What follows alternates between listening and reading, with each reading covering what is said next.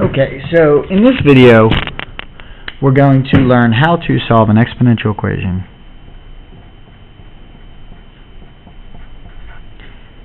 In cases where we cannot make the bases the same.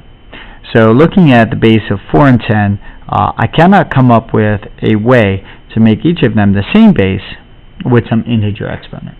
So I'm going to have to use a different strategy. Okay? And the strategy I'm going to use is I'm going to take my equation and change it from the exponential form and write it in a logarithmic form. So that means I'm going to write log base 4 of 10 is equal to the exponent 2x minus 4. Okay? Now, here's where we may change a little bit. Some of the calculators, like the TI-84 pluses, if you hit the math button and then go down to letter A, it actually allows you to evaluate a logarithm with a base of something other than 10. So again, that was math, letter A, log base, and then just enter your base and your value on the inside, and we get 1.661. Now, some of you may wonder, well, what do I do if I have a calculator that does not have that change base formula? Okay, what we could also do is we learned through some of our manipulations that log base 4 of 10 is actually the same thing as log of the inside divided by your standard log of the base. So using a standard calculator, if I try doing log of 10 divided by log of 4, I still get that 1.661. So no matter if you have a TI-84 plus or your standard Casio, okay, I can still evaluate this piece right here using some simple math. So now I'm just going to get x by itself, so I'm going to add 4. So 5.661 equals 2x, and divide by 2, so 2.83 equals x. So that is my approximate value for x. Okay, so let's try that again. Let's say this time I have 2 to the 4x plus 3 minus 7 equals 11. So what I'm going to do first is I'm going to move that 7 over because it's just kind of in the way right now. And I can't change this equation into logarithmic form until I have a base raised to an exponent equal to some other value. Now I can change it. Log base 2 of 18 equals 4x plus 3. Okay?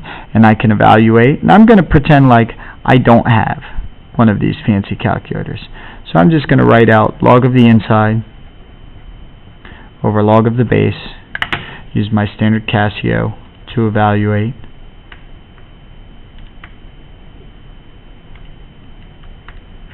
So I get 4.17 equals 4x plus 3. And I'll solve that. I'll subtract 3. I'll divide by 4. And I get 0.292 equals x. Okay, so let's try this again. Let's get a little creative on this one. Let's go ahead and solve an exponential problem with an e in it.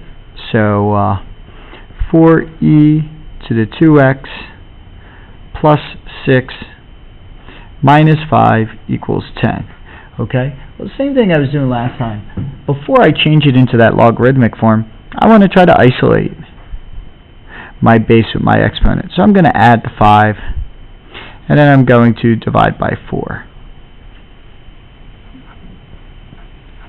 So all I did is I changed it so that it is exponential form, and I have a base with an exponent equal to some other value. Now I'm going to change the form. Because it's base e, I'm going to remember that logarithm base e is actually ln of 3.75. And the nice thing about ln is that everybody's calculator has an ln button on it. Somewhere. You might have to look for it a little bit, but it's somewhere. So I can evaluate that without any tricks.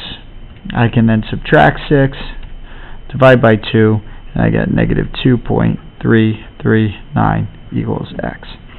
So I hope that helps you with solving any equation with a value in the exponent. I guess the only other thing that we should discuss real quickly is if I have 4 to the 3 minus 2x plus 6 equals 3, okay? So, same strategy, 2x minus 2x equals negative 3, okay? If I try to evaluate this guy, though,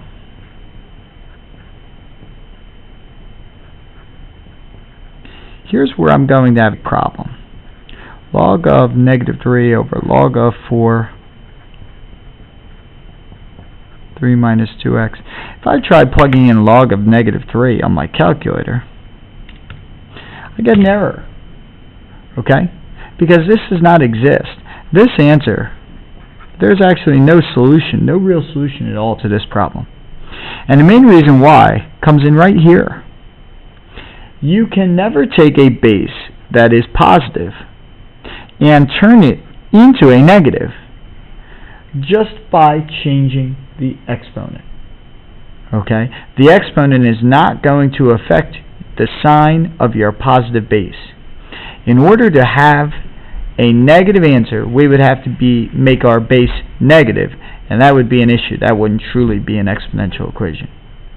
So, if we ever have an exponential equation equal to a negative value,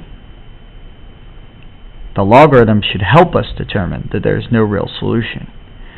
That's also true, by the way, of an exponential equation equaling 0, because there's no way to take a positive base and turn it into 0. There's always going to be some piece left. There's only going to be some very, very small value left, and it's never going to quite reach 0. That goes back to that idea of the horizontal asymptotes.